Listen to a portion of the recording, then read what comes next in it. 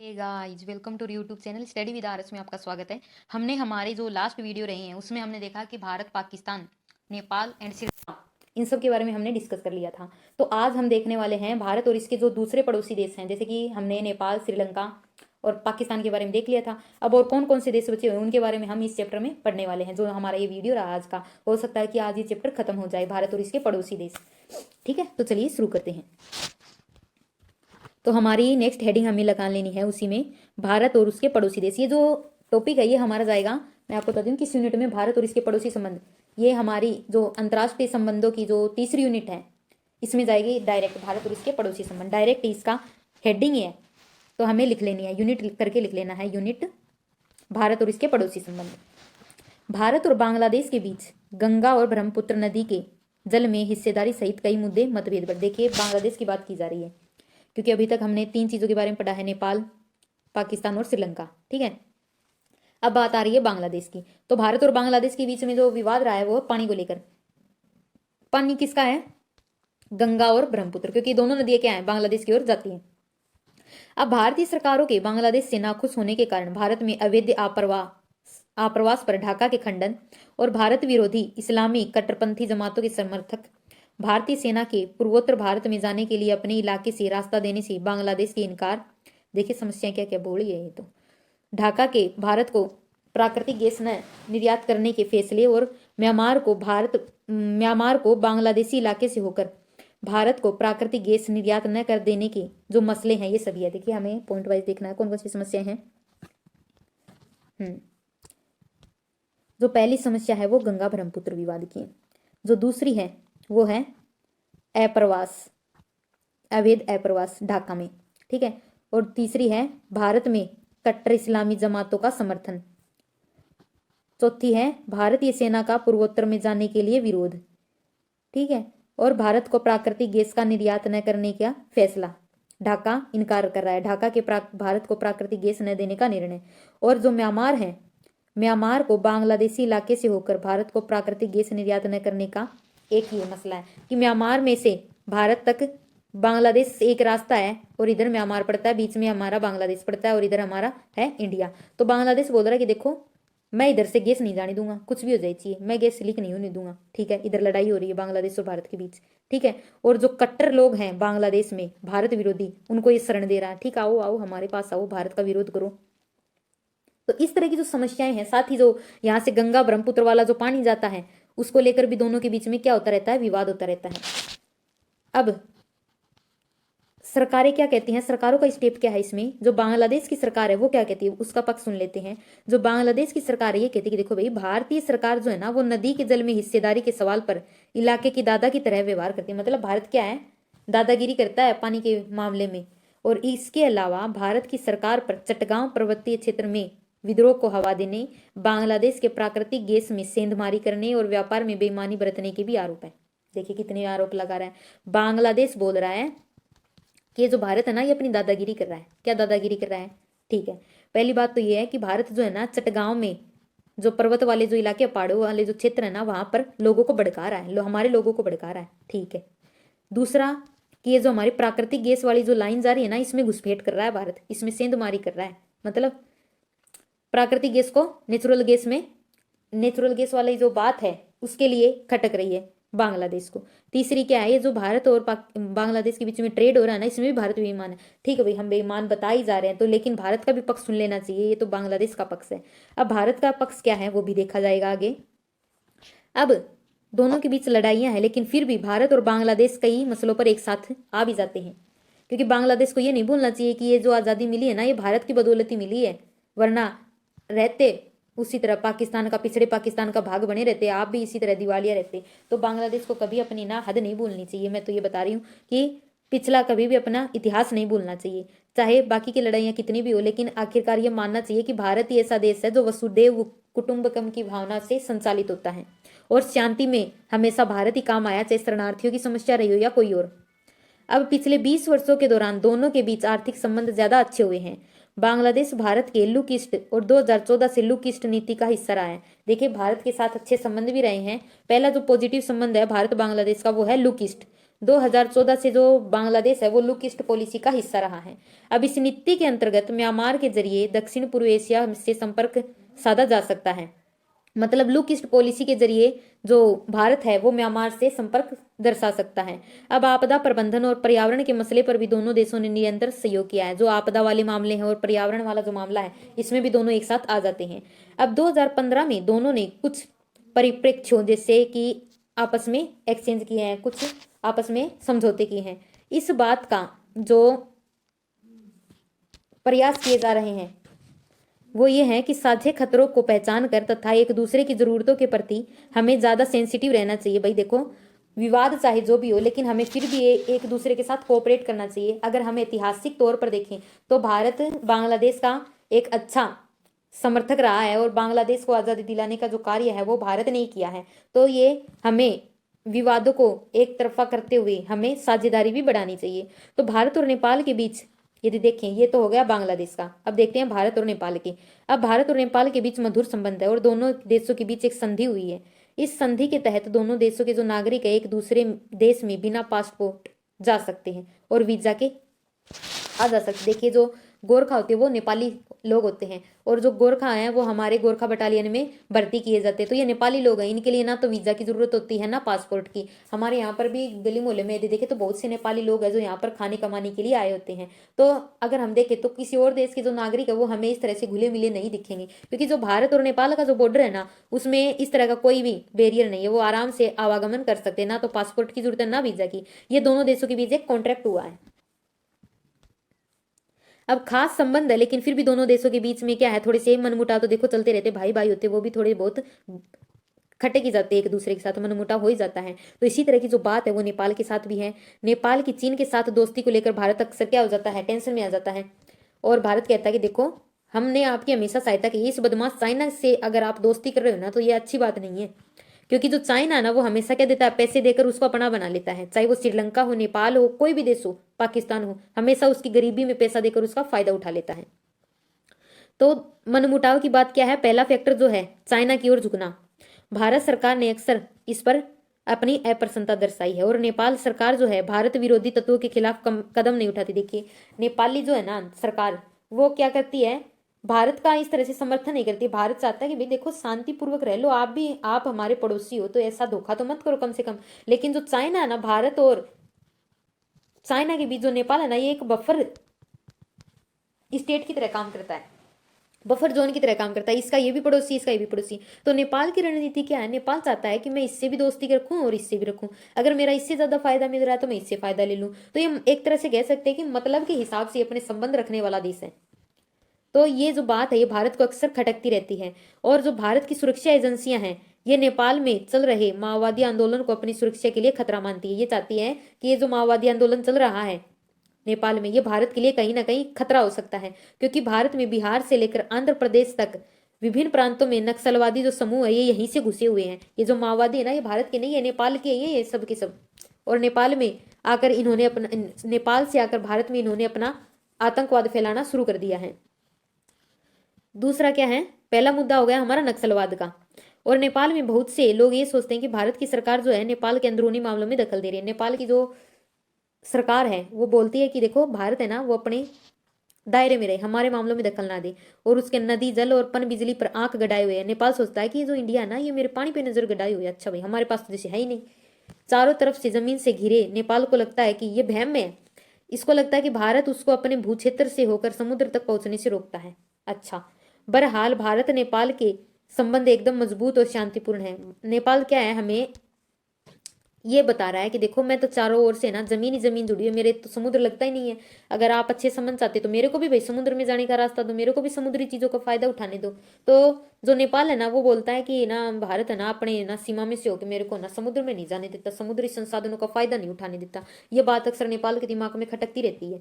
तो ये भी एक क्या है, विवाद का मुद्दा है, क्योंकि विभेदों के बावजूद दोनों देशों के बीच क्या है, शांतिपूर्ण समझौते हैं और दोनों क्या है, व्यापार में भी कोऑपरेट करते हैं, वैज्ञानिक रूप से भी सहयोग करते हैं, और साझे प्राकृतिक संबंध, बेटी रोटी का यहाँ पर रिश्ता रहा है नेपाल के साथ, और बिजली उत्पादन और जल प्रबंधन ग्रिड के मसलों पर एक साथ आते हैं। मतलब विरोध है, ठीक है, माना कि माओवादी वाला विरोध है, नदी वाला विरोध है, ठीक है, विरोध देखिए हर किसी के साथ है, लेकिन कुछ मसलों पर हर एक देश क्या है, अपने अपने हितों के हिसाब से चलता है, क्योंकि किसी भी देश की जो नीति होती है ना, वो पूरी तरह से क्या नहीं होती है, विरोधी नहीं होती है, वो अपने फायदे के लिए किसी भी देश के साथ आ सकते हैं।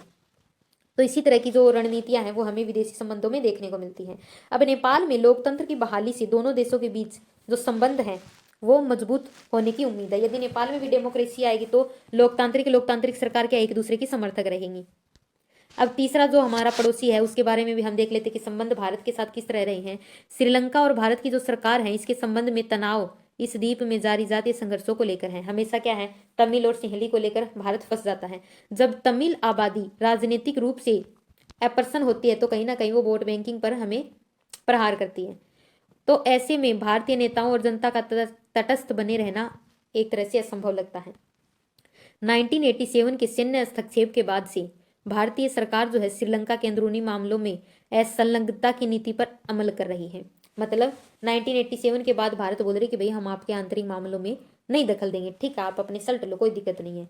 भारत सरकार ने श्रीलंका के साथ एक मुक्त व्यापार समझौता किया है, ठीक है, इससे दोनों देशों के बीच समझौते इससे क्या है, मजबूत हुए हैं, हमारे जो दोनों के देशों के संबंध है वो अच्छे हुए हैं। अब श्रीलंका में सुनामी से हुई तबाही के बाद जो पुनर्निर्माण के जो कार्य है इसमें भी भारतीय लोगों ने काफी मदद की है, और भारतीय सेना भी मदद करती रहती है हमेशा। देखिए कभी फूड पैकेट भेजती रहती है, कभी कोरोना के टाइम पे देखें, या मतलब अब श्रीलंका जब दिवालिया हुआ था तब भी भारत हमेशा लोन देने में उसको आगे रहा है। तो हमेशा क्या है, श्रीलंका या कोई और पड़ोसी देश है, बुरे वक्त में हमेशा इंडिया आगे आया है।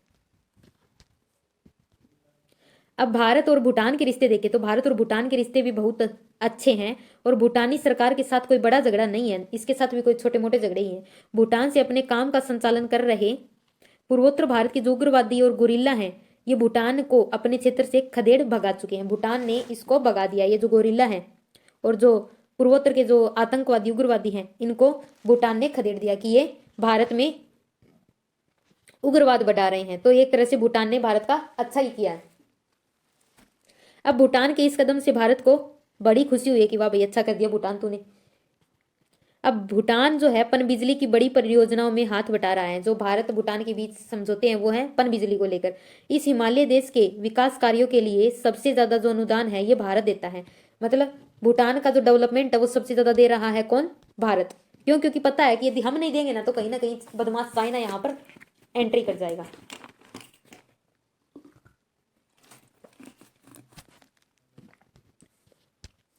तो ऐसे में मालदीव की यदि बात करें, ये तो था हमारा भूटान का हो गया। अब मालदीव के साथ भी देख लेते हैं, छोटे छोटे पॉइंट में बताए गए सभी देशों के साथ।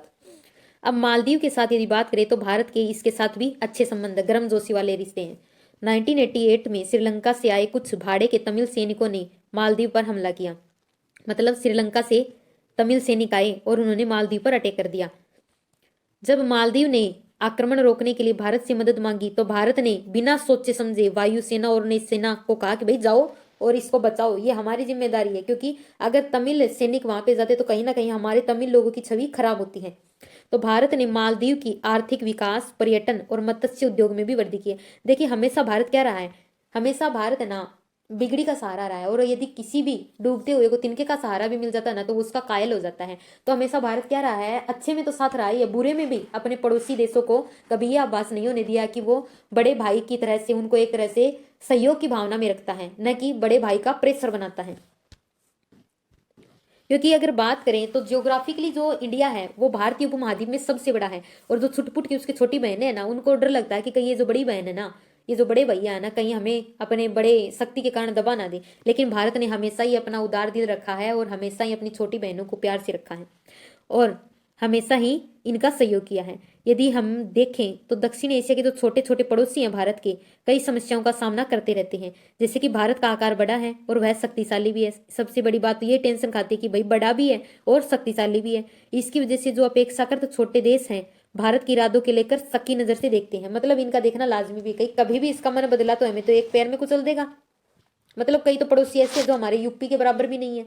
तो भाई एक संदेह होना तो लाजमी है, कभी दिमाग सड़क गया भाई भारत का तो क्या पता हमें ही उड़ा दे।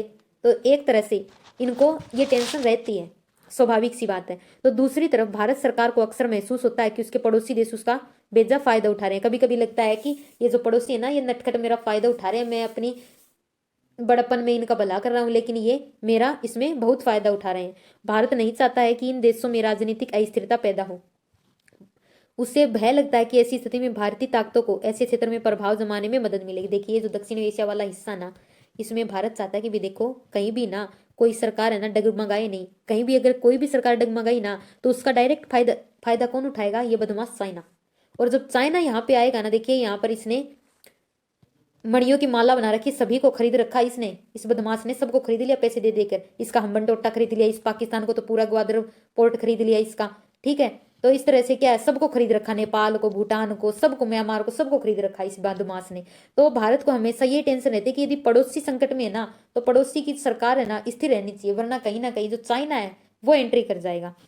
तो ऐसे में छोटे देशों को लगता है कि भारत दक्षिणी एशिया में अपना दबदबा जमाना चाहता है, इस कारण वो चाहते हैं कि केवल भारत की सहयोग क्यों लें। इस कारण वो जो नादान परिंदे हैं वो क्या करते हैं, चाइना की ओर मदद मांगने जाते हैं। लेकिन उनको ये नहीं पता कि चाइना किसी का भी सगा नहीं है। भले ही आप बड़े भाई से कितना भी लड़ लो झगड़ लो, लेकिन काम अंतिम में यही आएगा। भले ही आपकी कितनी भी खटपट हो, लेकिन भारत ने कभी धोखा नहीं किया है। लेकिन ये चाइना बदमाश है, आपको कर्ज देकर आपको गुलाम बना लेगा। जाओ हमारे क्या है।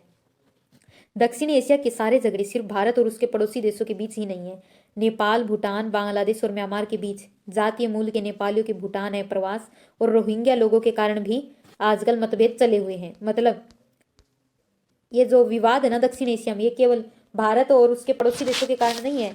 ये नेपाल, भूटान और बांग्लादेश है, इनके बीच में भी आपस में लड़ते रहते हैं। मतलब नेपाल भूटान लड़ता रहता है, इधर बांग्लादेश म्यांमार लड़ता रहता है, ठीक है।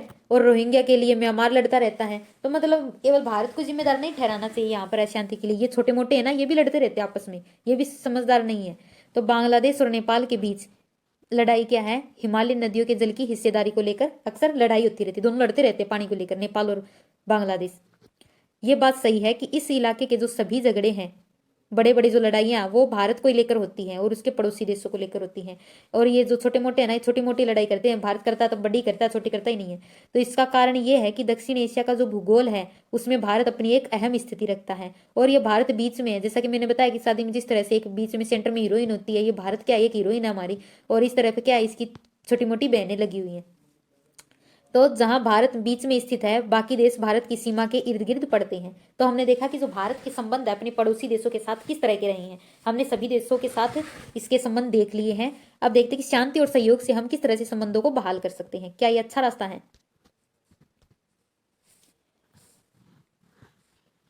अब शांति और सहयोग हमें कहाँ देखने को मिलता है? बात यह आती है कि क्या ये देश सिर्फ आपस में लड़ते झगड़ते रहते हैं या कहीं शांति से मिलकर बैठ कर चाय भी पीते हैं? भाई देखो, आपस में कभी कभी भाई भी लड़ते हैं, लेकिन शाम को आके यदि एक साथ चाय पीते हैं ना, इस चाय की टेबल पे देखिए, टेबल लगाई हुई यहाँ पर, ठीक है, सुबह सुबह लड़ाई होगी, कोई दिक्कत नहीं है। लेकिन शाम को आकर यदि एक दूसरे के साथ बैठकर चाय पी रहे हैं तो कहीं ना कहीं वो भी अच्छी बात है। तो ये क्या है, एक शांति और सहयोग की बात हमें देखने को मिलेगी। तो क्या दक्षिण एशिया के देश एक दूसरे का सहयोग करते हैं या एक दूसरे से लड़ते रहते हैं? अनेक संघर्षों के बावजूद भी दक्षिण एशिया के देश आपस में दोस्ताना रिश्ता रखते हैं, क्योंकि पता है कि देखो बिल्कुल से रिश्ता काटने से कुछ नहीं होता है, तथा सहयोग के महत्व को जानते भी हैं। क्योंकि एक दूसरे के महत्व के बिना, एक दूसरे के सहयोग के बिना देखिए कोई भी नहीं चल सकता है, चाहे जीव जंतु कोई भी हो। आपस में यदि परस्पर सहयोग नहीं होगा ना तो छोटी मोटी चीज के लिए ना सभी को काम पड़ता रहता है। देखो यदि कोई घमंड में है कि मैं अपना काम खुद सार लूंगा, तो ऐसा नहीं हो सकता है। छोटी कील के लिए हम किसी दूसरे पर डिपेंड हो सकते, तो किसी बड़ी चीज के लिए कोई हमारे पे डिपेंड हो सकता है। तो ये तो एक तरह की क्या है, आपस में एक्सचेंज चलता रहता है। तो शांति के प्रयास जो हैं द्विपक्षीय भी होते हैं और क्षेत्रीय स्तर पर भी होते हैं। जैसे कि दक्षिण से ये क्षेत्रीय स्तर पर सहयोग करने के लिए बनाया गया दक्षिण एशिया द्वारा। इसमें South Asian Association for Regional Cooperation SAARC बनाया गया है। ये दक्षिण एशियाओं का आपस में सहयोग करने के लिए बनाया गया। ये देखिए 7 कुर्सी डाल दी गई यहाँ पर, 1 2 3 4 5 6 7। देखो लड़ाई करो लेकिन शाम को आकर चाय तो पी लो 1 कप यहाँ पर। तो इसके लिए बनाया गया दक्षेस। और ये जो दक्षेस बनाया गया है, ये जो टेबल लगाई गई है 1985 में लगाई गई थी चाय पीने के लिए। दुर्भाग्य से विभेदों की मौजूदगी के कारण दक्षेस जो है ये ज्यादा सफल नहीं हो पाया है।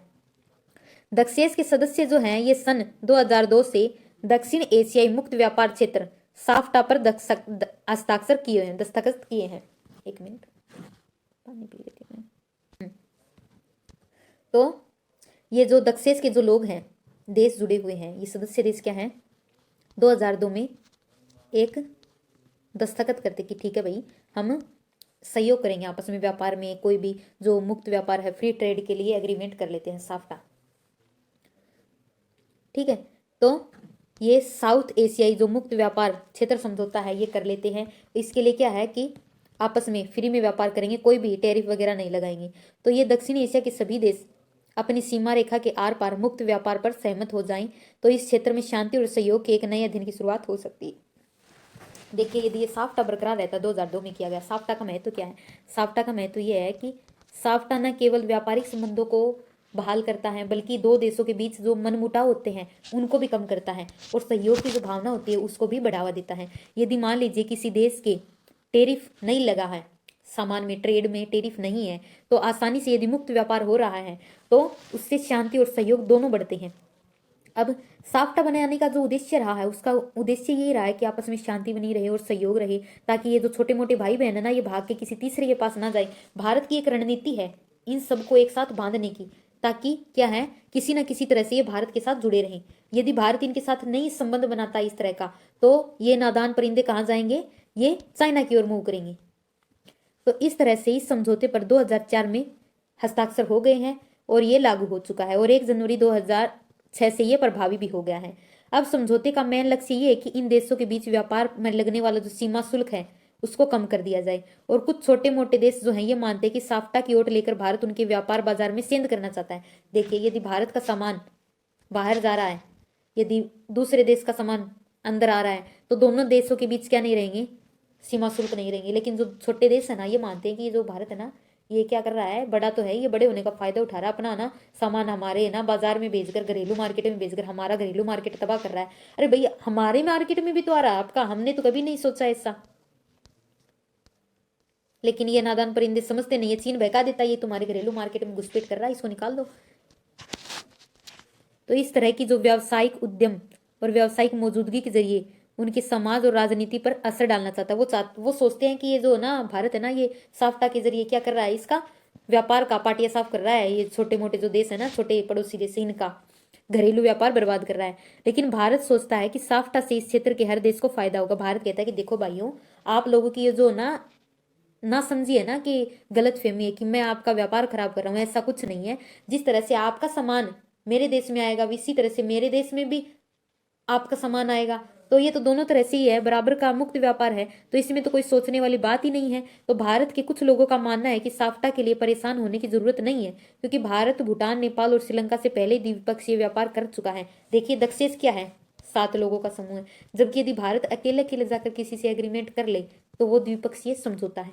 तो यदि मान लीजिए दक्षेस के सारे देश हैं वो एक साथ कलेक्टिवली भारत को 7 में से यदि 5 लोग इसको दोषी मान रहे हैं, तो कम से कम 2 देशों के साथ तो इसका द्विपक्षीय समझौता काम करेगा। तो भारत समझदार है, वो भारत की जो जनता है वो बोल रही है कि भारत को साफ्टा पे जो जनता सोच रही है छोटे देशों की, उसको बारे में लेकर टेंशन नहीं होना चाहिए, क्योंकि भारत पहले ही द्विपक्षीय समझौते कर चुका है। भूटान, नेपाल और श्रीलंका से द्विपक्षीय व्यापार समझौते अलग अलग कर चुका है अपने हिसाब से। तो हालांकि भारत और पाकिस्तान संबंध कभी खत्म न होने वाले झगड़ों और हिंसा की एक कहानी जान पड़ते हैं। फिर भी तनाव को कम करने के लिए और शांति लाने के लिए इन देशों के बीच लगातार प्रयास होते रहे। देखिए, पाकिस्तान और भारत का तो एक अलग ही आतंकवाद का सही सिलसिला रहा है, आतंकवादी प्रक्रिया रही है इधर की ओर से। तो लेकिन फिर भी ना, भारत हमेशा चाहता है कि ठीक है, किसी न किसी तरह से यदि शांति रहे तो दोनों देशों के लिए अच्छा है। दोनों देशों के युद्ध के जोखिम को कम करने के लिए विश्वास बहाली के उपाय सोचती रहती हैं। सामाजिक कार्यकर्ता और जो इनकी महत्वपूर्ण हस्तियां हैं, पढ़ी लिखी, जो पैसे वाली है, वो हमेशा सोचती कि दोस्ती का माहौल रहे। जनता भी चाहती कि देखो, इधर पाकिस्तान है, इधर इंडिया है, तो देखो भाई, दोनों आपस में शांति से खेलो ना, क्यों लड़ रहे हो। जनता यही चाहती है, दोनों की जनता है वो लड़ाई नहीं चाहती, ना ही किसी तरह का कोई आतंकवाद चाहती है, क्योंकि आतंकवाद से दोनों ही देशों की हानि है। इस तरह से दोनों देशों के बीच जो मौजूद बड़ी समस्याएं हैं, इसके समाधान के लिए भी अक्सर यहाँ पर भेंट और मुलाकातें होनी चाहिए, या थोड़ी बहुत होती भी रहती हैं। पिछले 5 वर्षों के दौरान दोनों देशों के बीच जो है, पंजाब वाले हिस्सों के बीच बस मार्ग खुले हैं। भारत और पाकिस्तान के बीच जो पंजाब और जो सिंध वाला इलाका है, इसके बीच सड़क खुली है कि पाकिस्तान से बस आएगी और इंडिया से बस जाएगी। अब वीजा आसानी से भी मिल जाता है कि मतलब ज्यादा नहीं है कि ज्यादा खींचतान नहीं है कि ज्यादा खींचने की जरूरत नहीं कि वीजा में थोड़ी सी कठिनाई हो, थोड़ी ढील दे दी गई है वीजे में। तो कोई भी क्षेत्र हवा में नहीं होता है, चाहे कोई क्षेत्र अपने को गैर इलाकाई ताकतों से अलग रखने की जितनी भी कोशिश करे उसे पर बाहरी ताकतों और घटनाओं का असर पड़ता ही है। इसी तरह चीन और संयुक्त राज्य अमेरिका दक्षिण एशिया की राजनीति में बहुत बड़ी भूमिका निभाते हैं। देखिए, भले ही हमने दक्षिण एशिया में चाइना को काउंट नहीं किया, लेकिन फिर भी बदमाशी हमारी राजनीति में दखल देता है। इधर ये जो बदमाश अमेरिका ना, ये भी दक्षिण एशिया की तरफ नजर गड़ाए हुए, दोनों गिद्ध किसी नजर लगाए हुए हैं। इधर से अमेरिका लगाए हुए है कि ये भाई इधर से दक्षिण एशिया में क्या चल रहा है, पैनी नजर लगाए हुए हैं दोनों के दोनों। पिछले 10 वर्षों में भारत और चीन के संबंध बेहतर हुए हैं। चीन की जो रणनीतिक साझेदारी है पाकिस्तान के साथ है, और यह भारत चीन संबंधों में एक बहुत बड़ी कठिनाई है। और विकास की जरूरत और वैश्वीकरण के कारण जो एशिया महादेश के जो बड़े देश हैं ज्यादा नजदीक आए हैं, मतलब उदारीकरण के कारण ये दोनों देश क्या है, नजदीक आए हैं। अब 1991 के बाद से इनके आर्थिक संबंध है ये मजबूत भी हुए हैं, भारत और चाइना के। शीत युद्ध के बाद दक्षिण एशिया में अमेरिका का प्रभाव तेजी से बढ़ा क्योंकि यूएसएसआर का सफाया हो गया। अमेरिका ने शीत युद्ध के बाद भारत और पाकिस्तान दोनों से अपने संबंध बेहतर किए हैं। अमेरिका साना है वो दोनों से रखता है संबंध, वह भारत पाक के बीच लगातार एक बिचौले की भूमिका निभा रहा है और दोनों देशों के आर्थिक संबंध भी अच्छे किए हैं और लिबरेशन की नीति अपनाई है कि भाई उदार नीति रखो, लड़ाई में क्या रखा है। इससे दक्षिण एशिया में अमेरिका की भागीदारी है वो ज्यादा गहरी हुई है। अमेरिका बिचौले की तरह काम कर रहा है। अमेरिका में दक्षिण एशियाई मूल के लोगों की संख्या अच्छी खासी है, मतलब दक्षिण एशिया के लोग क्या हैं, वहां पर रह रहे हैं अमेरिका में। तो यदि वहां पर लोग रह रहे हैं और यहाँ के लोगों में यदि किसी तरह का कोई तनाव है तो ये लोग यहाँ पर इसकी राजनीति को प्रभावित करेंगे। फिर भी इस क्षेत्र की जनसंख्या और बाजार का आकार भी बहुत बड़ा है। दक्षिण एशिया का जो बाजार है वो सबसे बड़ा है। इस कारण इस क्षेत्र की सुरक्षा और शांति अमेरिका के इंटरेस्ट में है। यदि अमेरिका यहाँ पर शांति नहीं बनाएगा ना तो उसका व्यापार घाटा हो जाएगा, तो वो अपने फायदे के लिए शांति रखता है। इस तरह दक्षिण एशिया को संघर्षों की आशंका वाले क्षेत्र में पहचाना जाता रहेगा और ये एक ऐसे क्षेत्रीय गुट के रूप में उभरेगा जिसके सांस्कृतिक गुण, धर्म और व्यापारिक हित एक हैं। लड़ाइयां चाहे हजार हो लेकिन फिर भी हम एक हैं। ये बात किसी बाहरी शक्ति से ज्यादा यहाँ के लोगों और सरकारों पर निर्भर है। तो ये था हमारा ये चैप्टर जो आज हमने कवर कर लिया है। उम्मीद करती हूँ आपको ये समझ में आया होगा, पसंद आया होगा। तो प्लीज इसे लाइक, शेयर और सब्सक्राइब करना ना भूले। Thank you.